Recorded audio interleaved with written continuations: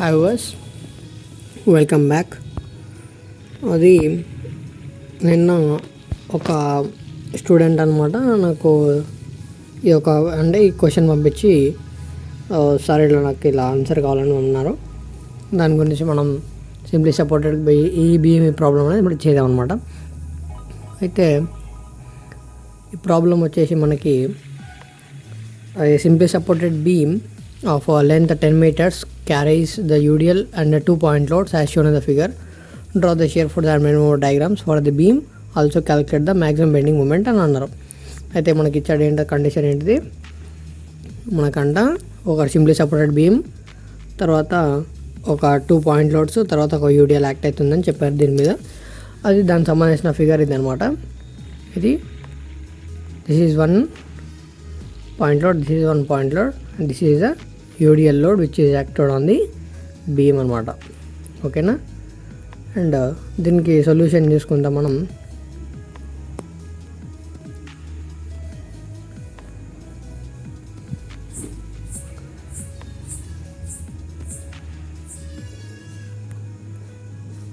మనకి total load on beam, మనకు total load on beam ఎలా తెలుస్తుంది మనకి, ఈ బీమ్ మీద యాక్ట్ అయ్యే లోడ్ మొత్తం మనది టోటల్ లోడ్ అనమాట. బీమ్ మీద యాక్ట్ అయ్యే మొత్తం లోడ్స్ ఏమేమి ఉన్నాయో అవన్నీ మనకి టోటల్ లోడ్ అవుతుంది. అయితే 50 యాక్ట్ అవుతుంది, తర్వాత 10 kN/m యాక్ట్ అవుతుంది, తర్వాత అండ్ 40 kN కూడా యాక్ట్ అవుతుంది అనమాట. ఈ మొత్తంకి మనం ఇవన్నీ తీసుకుంటే మనం 40, 10, 50 ఇవన్నీ తీసుకుంటే మనం డౌన్వర్డ్స్ యాక్ట్ అవుతుంది కాబట్టి ఈ లోడ్ అనమాట మనకి. నెక్స్ట్ మనకు ఒక ఈక్వేషన్ తెలుసు, that is equation that is equal to upwards is equal to downwards అనమాట. Upwards is equal to downwards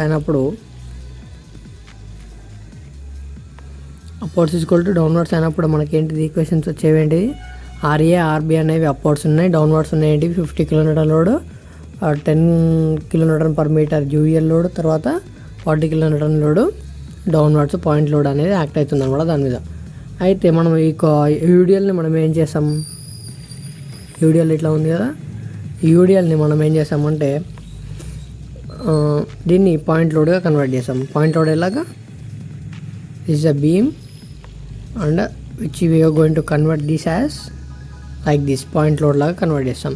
మరి పాయింట్ లోడ్గా కన్వర్ట్ కావాలంటే ఏం చేయాలి మరి దీన్ని, ఎందుకు పాయింట్ లోడ్గా చేయాలి, ఎందుకు అంటే ఇప్పుడు మనకి 50 అనేది kN ఉంది, ప్లస్ అండ్ 40 అనేది కూడా kN ఉంది.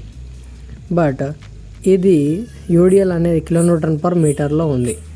అయితే ఈ 3 యూనిట్స్ అనేవి మనం యాడ్ చేయలేము.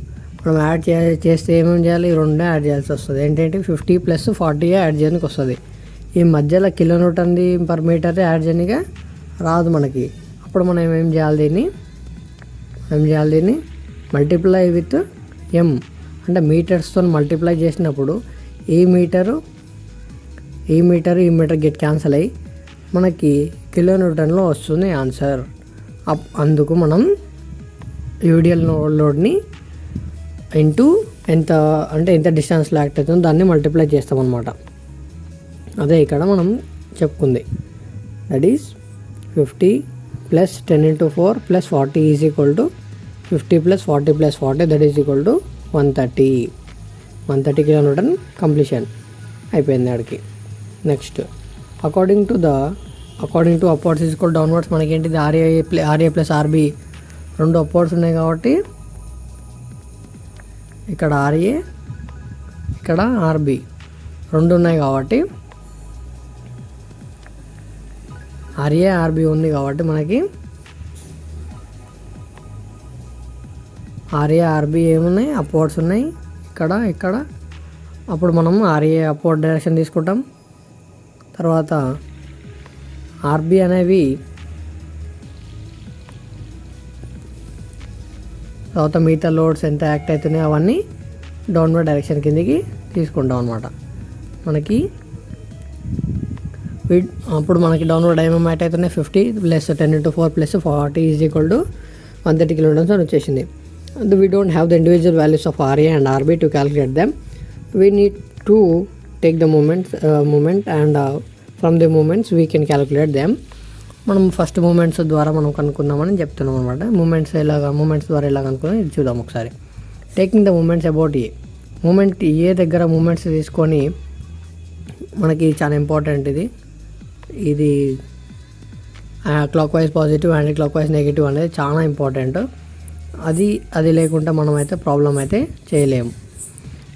ఎందుకంటే ఈ యొక్క స్టేట్మెంట్ ఈ యొక్క కండిషన్ వల్లనే మనం ఈ యొక్క అజంప్షన్స్ అండ్ కండిషన్స్ వల్ల మనం ప్రాబ్లం అనేది సాల్వ్ చేయబోతాం. నెక్స్ట్ స్టెప్ సపోజ్ చూడండి, ఇప్పుడు మన మూమెంట్ ఏ దగ్గర 0 అనుకున్నాం.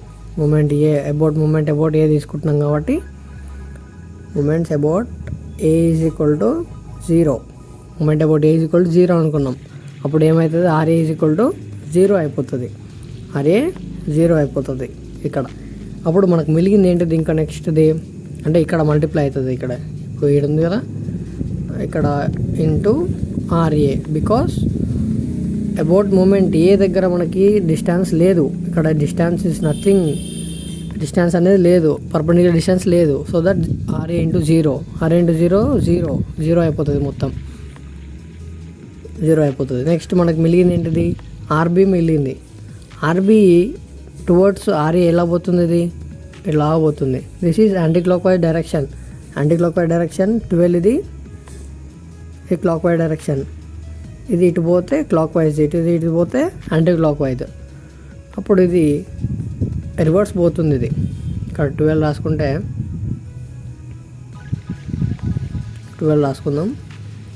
12 రాసుకుంటే ఎలా పోతుంది, యాంటీ క్లాక్ వైజ్ డైరెక్షన్ పోతుంది. ఆర్బీ అనేది towards RA side anti clock wise direction పోతుంది కాబట్టి ఇక్కడ నెగిటివ్ ఆర్బీ ఇంటూ 10 ప్లస్ తర్వాత ప్లస్ ఎందుకు వచ్చింది ఇక్కడ, ప్లస్ ఇది క్లాక్ వైజ్ డైరెక్షన్. ఇక్కడ 12 రాసుకుంటే ఇది ఇలా పోతుంది. అప్పుడు ఇలా పోతున్నప్పుడు ఏంటి, క్లాక్ వైజ్ డైరెక్షన్ కాబట్టి plus, plus 40 into what is the distance from 40 to RA, 4 plus 2 6 meters. 6 meters ఉన్నప్పుడు 6 ప్లస్ ఇక్కడ చూడండి, ఇది ఇంపార్టెంట్, మేజర్గా ఇది ఇంపార్టెంట్. యూడిఎల్ ఉన్నప్పుడు 10 into 4 ఇంటూ 4/2 + 2. 4/2 + 2 ఎందుకు తీసుకున్నారు ఇక్కడ, అది మనకి ఇంపార్టెంట్. ఇక్కడ 4/2 + 2 4/2 అనేది కాన్స్టెంట్, +2 10 into 4 అనేది తీసుకున్నప్పుడు 10 into 4 తీసుకున్నప్పుడు ఏమైంది, అది కిలోమీటర్లకు మారిపోయింది. కానీ మూమెంట్ కదా, మూమెంట్ కాబట్టి మనకి ఏం కావాలి, ఇక్కడ మీటర్ కావాలి, కిలోమీటర్ ఇంటూ మీటర్ కావాలి. So that we're going to convert for this form such that we are going to multiply with 4/2 + 2. సరే సార్ 4/2 ఎందుకు వచ్చింది, మరి +4 వేసుకోవచ్చు కదా అలా డౌట్ ఉండొచ్చు, అది కూడా చెప్తాం. ఇప్పుడు చూడండి, ఈ యొక్క యూడిఎల్ అనేది ఎప్పుడైతే పాయింట్ లోడ్ యూనిట్స్లకు మారిపోయినప్పుడు ఈ పాయింట్ లోడ్ ఎగ్జాక్ట్గా సెంటర్లో యాక్ట్ అవుతుందని ఒక అజంప్షన్ తీసుకోండి. అజంప్షన్ అనేది కండిషన్ అనమాట. 4/2 అనేది ఇప్పుడు తెలిసిపోతుంది. ఇది మనకి 4 ఉంది. అయితే మనకు మూమెంట్స్ ఎక్కడి నుంచి తీసుకోవాలి, ఇక్కడ నుంచి మాత్రమే తీసుకోవాలి. అంటే ఇది 4/2 కదా డిస్టెన్స్. ఇది డిస్టెన్స్ ఎంత, ఈ డిస్టెన్స్ ఎంతమో మనకి ఇక్కడ నుంచి ఈ మూమెంట్ ఇక్కడ ఈ సపోర్ట్ నుంచి ఇక్కడికి ఎంత, 4/2. ఇది 4/2 మొత్తం 4 అన్నమాట. అందుకు ఈ మూమెంట్ అనేది ఇలా పోతుంది కాబట్టి క్లాక్ వైజ్ డైరెక్షన్ ఎక్కడి నుంచి పోతుంది, విత్ 4/2 డిస్టెన్స్, విత్ 4/2 డిస్టెన్స్ ద్వారా నుంచి ఈ మూమెంట్ ఇలా పోతుంది కాబట్టి 4/2 ప్లస్ మనకి ఇంకా మిగతా 2 అనేది ఇక్కడ ఇంకా మిగిలిపోయింది. ఇక్కడ నుంచి ఇక్కడ దాకా ఇంకా 2 మీటర్స్ మిగిలిపోయింది. దాన్ని మనం బై 2 చేయలేం కాబట్టి ఏం చేయాలి, 4/2 ప్లస్ 2 ప్లస్ ఇక్కడ 50 ఉంది కదా, 50 × 2 that is equal to 50 × 2 is equal to 0. Next ఇది సింప్లిఫై మొత్తం చేశాక మనకు వచ్చేది -RB × 10 plus 240 plus 40 × 2/2 2 plus 2 plus 100 is equal to 0. After all the simplification we going to get the value of RB is equal to 50 kilonewtons. Next మనకి RB అనేది ఒక individual value తెలిసిపోయింది. Next మనకు కావాల్సింది ఏంటిది, RA కావాలి.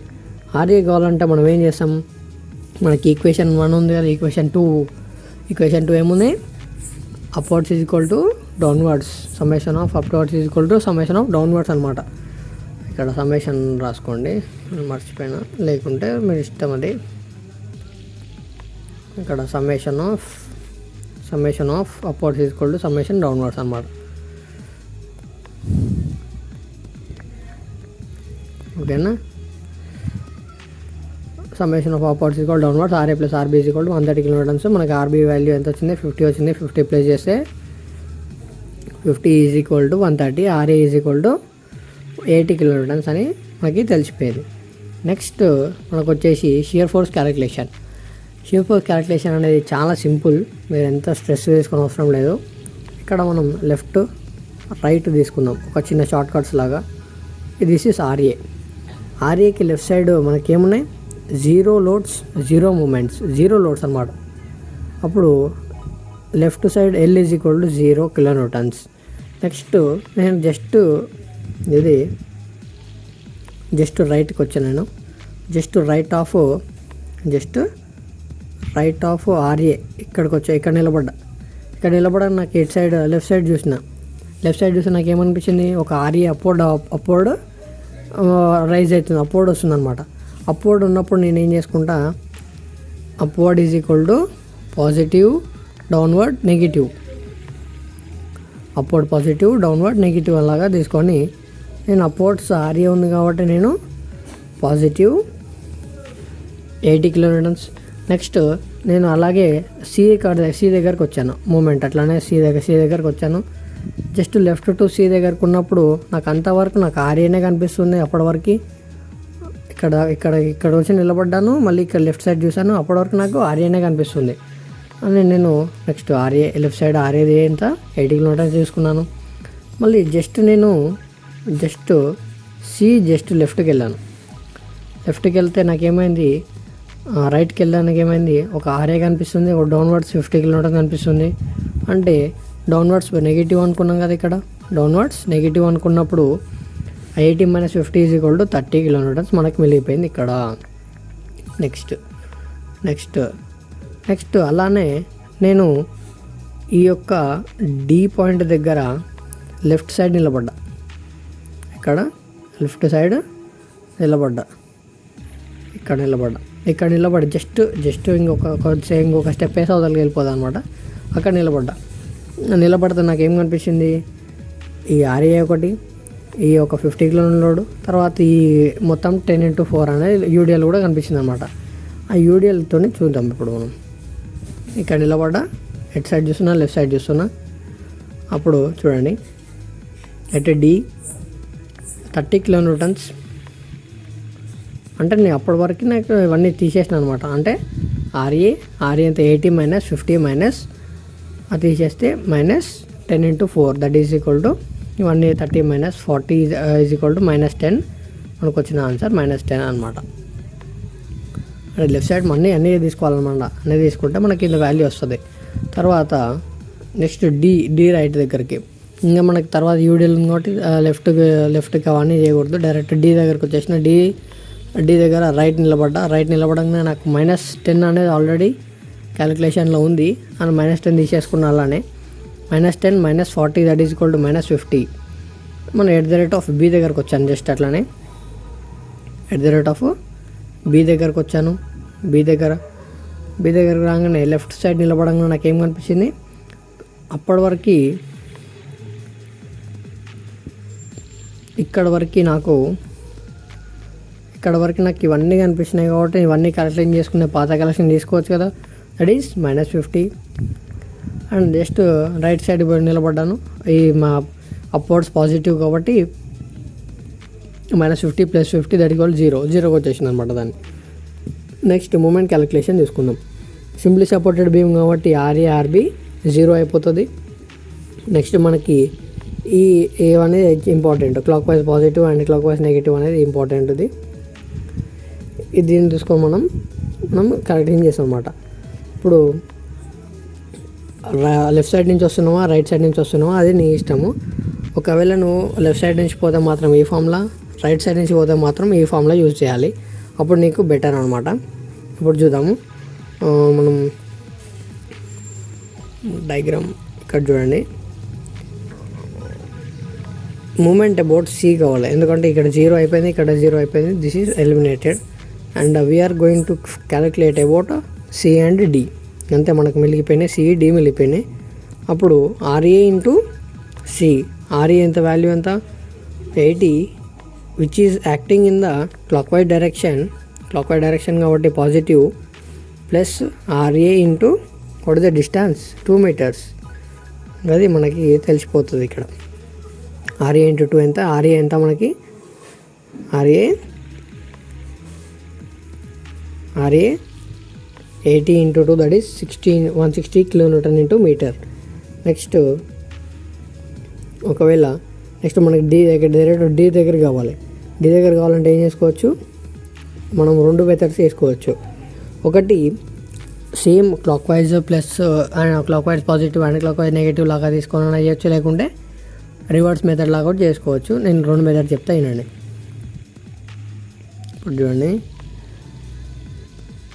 RA అనేది clock wise పోతుంది కాబట్టి పాజిటివ్.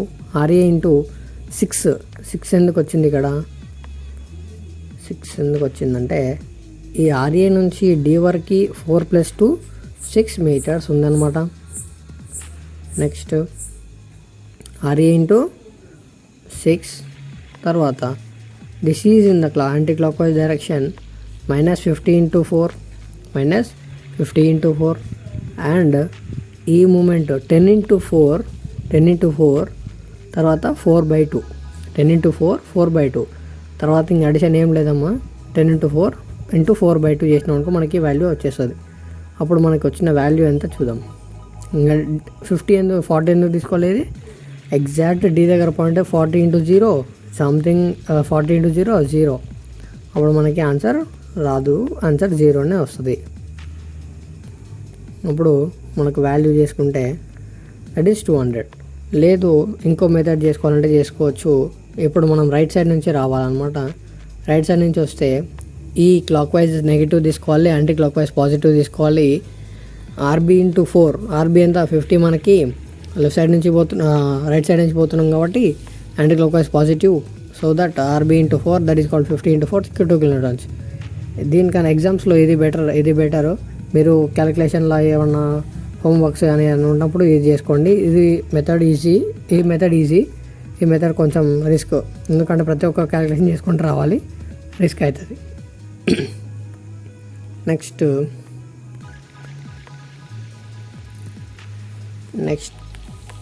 వచ్చేసరికి డయాగ్రామ్ ఇందాక మనం షియర్ ఫోర్స్ క్యాలిక్యులేషన్ చేసుకున్నట్టే ఫస్ట్ RA లెఫ్ట్ సైడ్ 0, తర్వాత రైట్ సైడ్ 80, తర్వాత అలాగే C లెఫ్ట్ 80, C రైట్ 30, అలాగే moment direct D left -10, D right -50 and B left -50, B right 0. ఇది షియర్ ఫోర్స్ డయాగ్రామ్ అనమాట.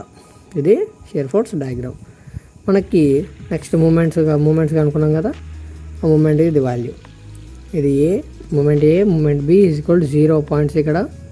And moment C, moment C దగ్గర ఎంత 160 kN/m, moment D దగ్గర 200.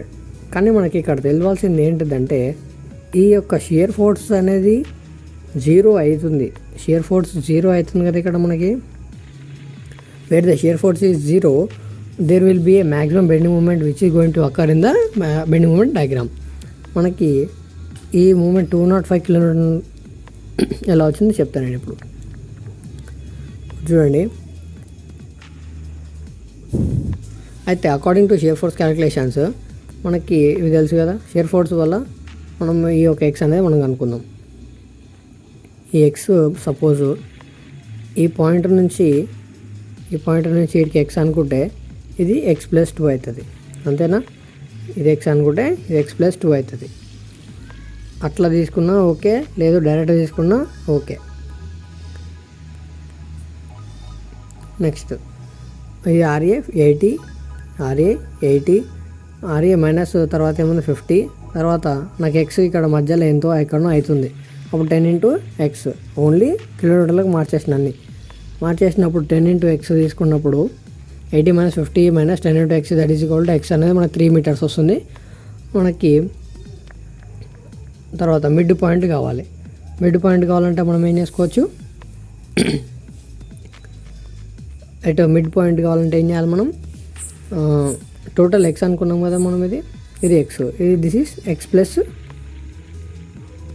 ఇది ఎక్స్ అనమాట. మొత్తం మనకి ఇక్కడ నుంచి ఇక్కడికి ఉన్నది x is equal to 3 metres మనకు వచ్చింది. 3 మీటర్స్ వచ్చేసింది. తర్వాత ఇది మనం RA ఇది +2 వేసుకుంటే మనకి ఎంత వస్తుంది, +5 మొత్తం.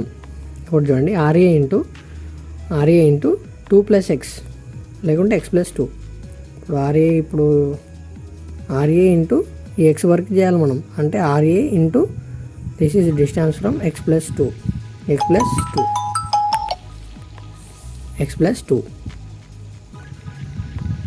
మనం ఏం చేయాలి, RA ఇంటూ x+2 వేసుకుంటే మనకి value that is RA into x+2 minus 50 × 3 that is 50 × x. Next ఎందుకు 50 × x, 50 ఇక్కడ యాక్ట్ అవుతుంది కాబట్టి 50 × x అండ్ యూడిఎల్ కూడా యాక్ట్ అవుతుంది కాబట్టి 10 × 3 × 3/2 ఇప్పుడు మనం చేసుకుంటే ఆన్సర్ మనకి 205 kN/m వచ్చేస్తుంది మనకి answer. And thank you guys, keep subscribe to my channel, subscribe and click on the bell icon. Thank you guys.